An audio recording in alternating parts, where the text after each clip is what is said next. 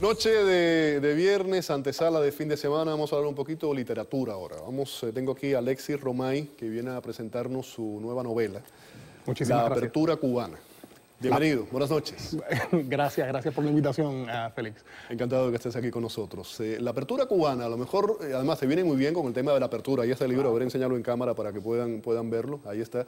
Viene muy bien con lo que está ocurriendo, de ese deshielo del que hablan entre Washington y La Habana, la apertura, pero esa apertura no tiene absolutamente nada que ver con eso. Cuéntanos. No, de hecho, es un título puesto con la mejor de las peores intenciones, porque quería un poco llevar a la gente a que pensara, ay, está hablando de una apertura política, pero no. El motivo es más ajedrecístico. En el ajedrez tú tiendes a describir las jugadas de las blancas como aperturas y las jugadas de las negras como defensas. Y a mí me parece simpático que Cuba, que es un país que dio al mundo un campeón de ajedrez, no tenga una apertura cubana. Hay una apertura india, hay una apertura española, la Ruy López. Sin embargo, no hay apertura cubana. La Ruy López es la española, ¿no? Es la Ruy López, claro. Sí, claro. Peón 4 Rey. No hay una apertura Casablanca. Y entonces no hay una apertura, no hay una apertura Capablanca y no hay una apertura, cubana. Y qué sintomático, ¿no? Que luego tampoco haya. Entonces, ¿por qué será, Sí, entonces cuando la gente me pregunta, bueno, ¿y qué tú crees de la apertura cubana? Yo digo, no, la única apertura cubana es mi novela. O sea, lo otro esto es maquillaje.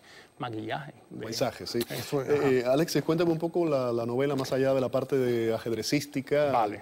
Cuéntame un poco más de esa novela. Bueno, hay un avión que es secuestrado en una tarde fatídica de 1996. Este avión es llevado a Cuba y cuando las autoridades cubanas están por devolver el avión a los Estados Unidos, detectan que hay una pasajera que cuestiona su identidad.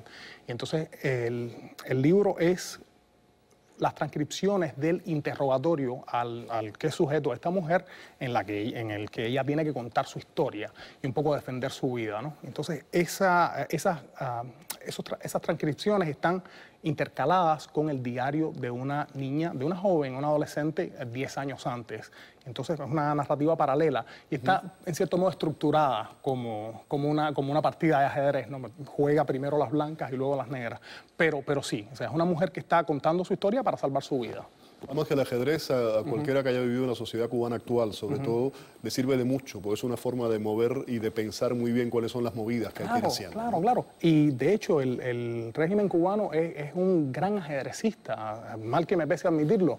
Ellos usan muchas tácticas del ajedrez por ejemplo, hay una táctica que es la distracción, que es mover piezas por acá para que no veas que esto está pasando. Y gran parte de esta famosa, o sea, del deshielo y de este cambio que están orquestando es precisamente para eso, para que no veas que debajo... Nunca mejor dicho, pura literatura. Exacto. Para que no veas que detrás del telón, bueno, siguen dando palo a la población y reprimiendo la libertad de pensamiento y de movimiento y de expresión. ¿Cómo la definirías? ¿Es una novela política? Es difícil pensar en Cuba y separar a la cosa cubana de la cosa política. O sea, ser cubano es un acto eminentemente político. Entonces, me gustaría creer que no es un panfleto, o sea, me gustaría creer que esto es un libro que trascenderá la cosa política y que es un libro más dado a la literatura.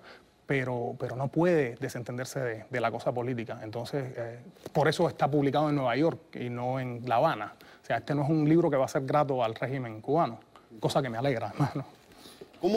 ¿Por qué escribes?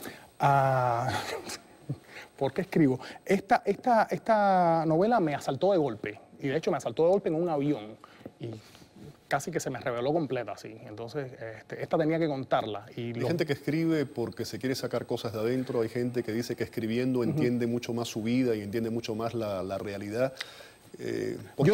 Yo tengo la mala costumbre o el mal hábito o no, el buen gusto, no sé, de mandar a mis personajes a Cuba y de mandarlos a Cuba en situaciones bastante poco ideales. Y a mí me parece que yo hago eso... Eres cruel con tus personajes. Sí, y lo hago entre otras cosas porque es una imposibilidad mía de ir. O sea, yo no puedo pisar aquella tierra.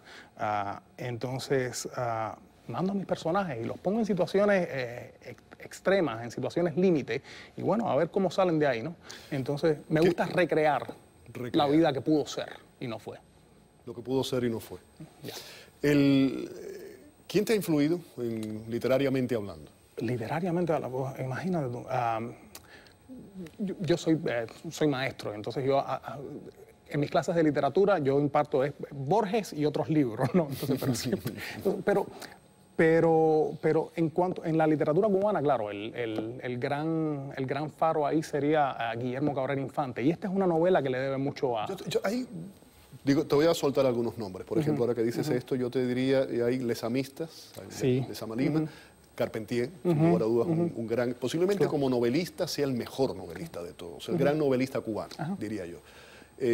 Reinaldo Arenas y Guillermo Cabrera Infante. Creo que esos 4 nombres, ¿no? Sí. Virgilio Piñera. Yo incluso añadiría, yo añadiría que además a un Piñera. gran dramaturgo, aparte de prosista. Piñera, sí, sí. Yo me parece que estoy más en el campo de Cabrera Infante. Y o sea, me encanta el desenfado, la prosa rabiosa de Reinaldo Arenas, o sea, la manera en que ese señor se ¿Lo dedicó. leíste en el exilio por primera vez? Eso es un ¿No crimen. lo conocía? ¿Nunca lo pudiste leer en Cuba?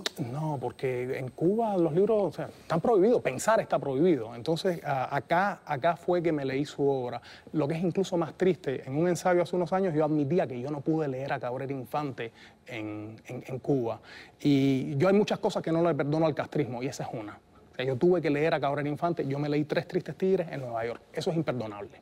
Sin lugar a dudas. Entonces, pero sí, yo soy más de su campo. Igual que tengo entendido que Paradiso, complicadísimo de leer, pero Paradiso también estuvo prohibido en Cuba durante muchos años. Sí, después el régimen cubano es también increíblemente necrofílico, o sea, le gusta coquetear con los muertos.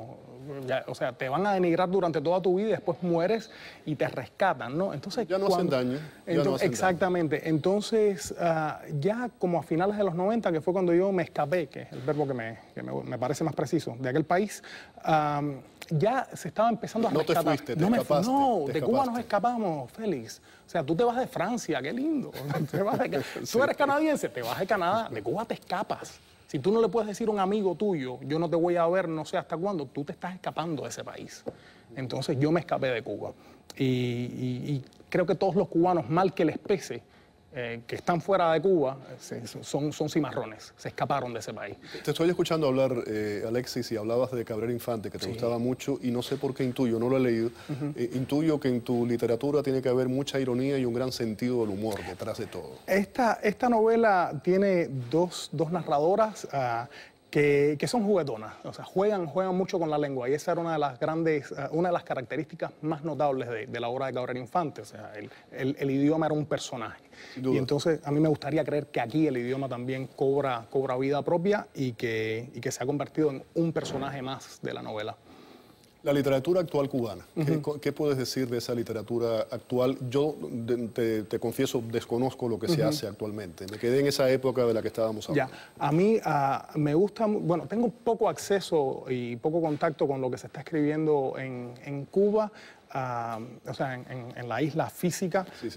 Pienso en la literatura cubana, pienso sobre todo en el exilio, porque también tengo un poco más de contacto con su obra.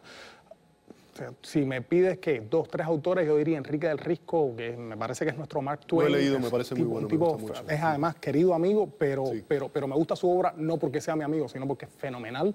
Rafael Gran Rojas, sentido del humor también. Un tipo comiquísimo, pero que puede ser tan cómico como puede ser luego profundo y serio. Entonces es muy multifacético. Me gustaría destacar su obra. Quienes no lo hayan leído, de hecho, lo publica mi editorial. Y de hecho, él en cierto modo facilitó la publicación de esta novela, porque a él lo publicaron primero acá y fue él quien hizo... Sentido del humor, la ironía y un manejo del lenguaje muy especial. Sí. Entonces yo diría por ahí, hay un gran historiador cubano, Rafael Rojas, que me parece que ha estado contrarrestando el monolito oficial de la historiografía del castrismo.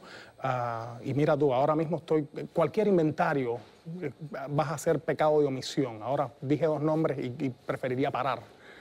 Pero sí, me gustaría tener más contacto con la literatura que se escribe en Cuba, pero a veces pienso que claro, que es una literatura escrita desde desde una zona de miedo. O sea, yo viví en Cuba y yo sé lo que es el miedo. Entonces, yo cuando leo obra de un autor cubano radicado en Cuba, pienso, ¿qué podría hacer esta novela si esta novela no tuviera la espada de Damocles de la represión castrista, ¿no? Entonces, por eso yo le doy el beneficio de la duda a cualquiera. Alexis, me decías, mencionamos 3 o 4 escritores cubanos internacionales, ¿no? Y me decías que conoces la obra de Reinaldo Arenas fuera de Cuba, y que eso es imperdonable, y la de Cabrera Infante, Tres Tristes Tigres, que lo lees fuera de Cuba. Fuera de Cuba has tenido también contacto con muchos de los autores de aquella época. ¿Los has podido leer? Acá, sí, acá estudié una maestría acá en literatura y es terrible que haya tenido que leer al grueso de la literatura nacional escrita fuera del espacio físico cubano. Lo tuve que leer fuera de Cuba porque el régimen lo prohíbe. Te recomiendo, si tienes oportunidad, hay una recopilación de cuentos publicada en la década de los 60 por Caballero Bonal, el español, que ya falleció. Irónicamente se llama Cuentistas de la Revolución Cubana, que no necesariamente tiene absolutamente nada que ver con la Revolución Cubana, pero bueno.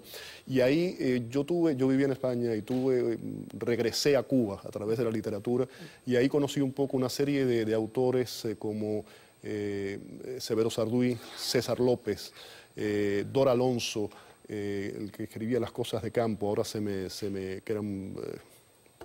va el nombre, si me viene la hora lo recuerdo, y fue un poco un regreso y un encanto que me hizo llevar a mis raíces. Eso, nuevamente un poco lo que acabas de decir, no fue en Cuba, vine a descubrirlo fuera de Cuba, en España. Claro, ahora no sé si estás al tanto, hay un festival acá que se llama Cuba Nostalgia. Cuba Nostalgia, empieza hoy precisamente. Empieza hoy precisamente, y me invitaron hoy por la mañana, mi madre me dijo, Ale, vamos a Cuba Nostalgia.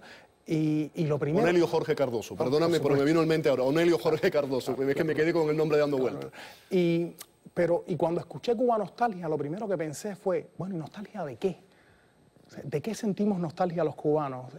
Que yo me traje de Cuba, me parece que lo esencial cubano, ¿no? Entonces, ¿de qué sentimos nostalgia? O sea, yo quería cuestionar eso, quería lanzar la pregunta aquí a esta comunidad o sea, me encanta la idea del festival, me encanta la idea. ¿Por qué no fiesta cubana? O sea, nostalgia, la Cuba Nostalgia, en cierto modo, es sintomático porque plantea una proyección hacia el pasado.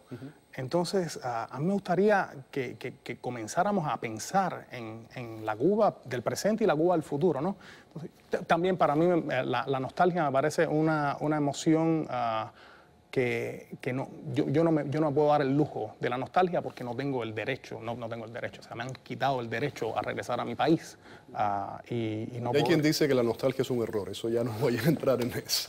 Pero es lindísimo, o sea, es lindísimo sentir nostalgia, pero yo quiero, o sea, es nostalgia de una tarde en el malecón, es nostalgia de un amigo. Mis amigos, la gran mayoría está fuera. ¿Sabes qué es? Es nostalgia de lo que no fue. Y de lo que no fue, es para otro programa. Me tengo que ir, Alexis. Un placer conocerte, hablar contigo.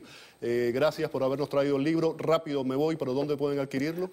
Mañana tendré una presentación en Books and Books a las 8 de la noche, el Books and Books de Coral Gables. Así que ahí nos vemos. Gracias, Alexis, por haber estado aquí. Mucha suerte. Vamos a la pausa. Volvemos.